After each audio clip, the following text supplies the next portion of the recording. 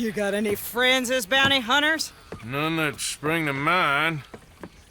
Black Belle, wanted outlaw, hiding out in Canebrake Manor. Black Belle's an intriguing figure in Red Dead Redemption. If we were to go off the Red Dead Redemption wiki, it's claimed she's amassed a bounty on her head higher than that of famous gunslinger Landon Ricketts. While we can't confirm or concretely deny this, what is certain is she's laying low, trying to find a small moments of relief. That is until Arthur brings a group of bounty hunters straight to her. You got any friends as bounty hunters? None that spring to mind. Well, then you done led them boys here and you none the wiser. You want that Wild West story, don't you? Yes, I do. All right, get up here quick. Now when I give you the word, hit that. Whole place is wired. I always found it a little unfortunate that her time with Black Belle is so short. Arthur is only given a small amount of time with her, fighting off wave after wave of bounty hunters, proving he is no friend of theirs, all while hearing her call out enemy movements and comment on the increasing bounty on her head after dropping all of these hunters.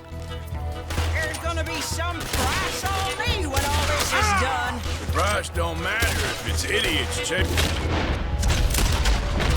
Well, at a certain price, you don't get idiots.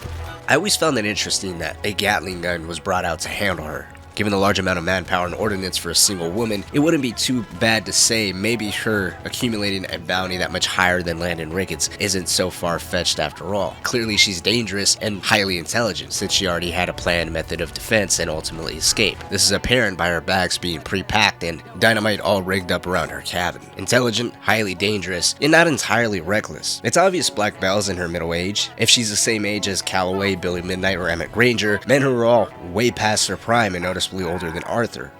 Used to be a quick draw guy. You knew Jim Boy Calloway? Used to be's correct.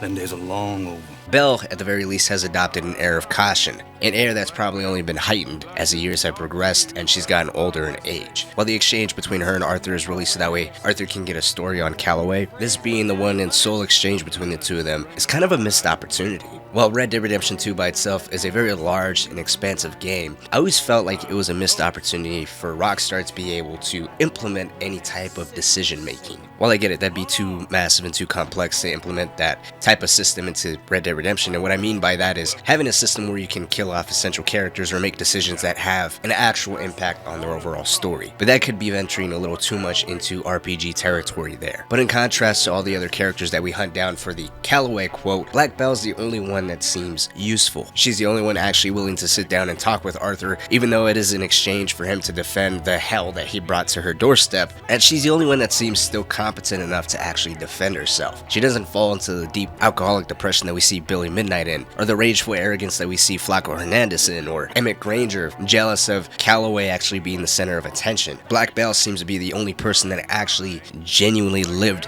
that gunslinger lifestyle, and instead of rejecting it, instead of wallowing on decisions that she's made in the past, instead she continues to live day by day, accepting the consequences and repercussions of the life that she chose to lead in her early adult years. It would have been nice to see Rockstar give Arthur the ability to recruit people outside the main story. Considering he basically is within the top 3 most respected members of the Vanderlyn gang, he's definitely within his right to do so, or I believe any member ultimately could have done so if they expressed that they were basically just exercising Dutch's teachings. But it would have also been nice to see Rockstar establish sideline stories dependent on your own interactions with people and where your honor was. While it's an intriguing thought to explore of what would have happened if Black Belle was invited to join the Vanderlyn gang, or what position she would have taken up, if any at all, should she have accepted the invitation, at the very least seeing her story further explored in the game would have been great. Similar to how we've seen, Edith Downs descending into chaos, witnessing the death of her husband, only to then sow herself in the streets of Saint Denis and later to be helped out by Arthur, remorseful the role he played in exactly where her life is in today. Or even if we saw something on a much smaller scale, similar to that of The Curse of True Love, where he helped Beau and Penelope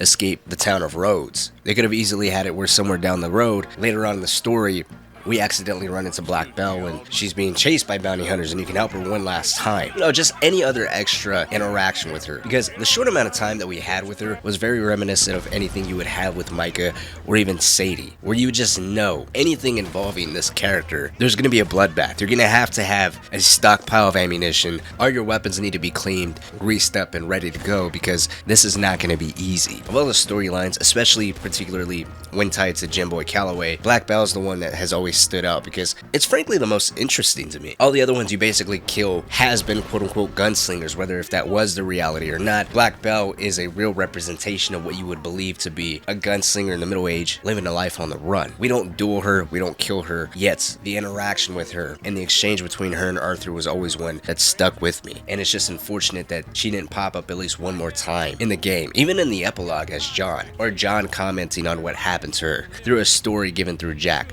Anyways, let me know what you think down in the comment section below. This video was actually inspired, I guess, by this comment that I saw on why Dutch didn't take advantage of Sadie, and it just kind of had me thinking. But like always, thank you so much for watching. If there's a character analysis, a theory, or anything else you want me to touch on, feel free to share that down in the comment section below. But until the next video, thank you so much for watching.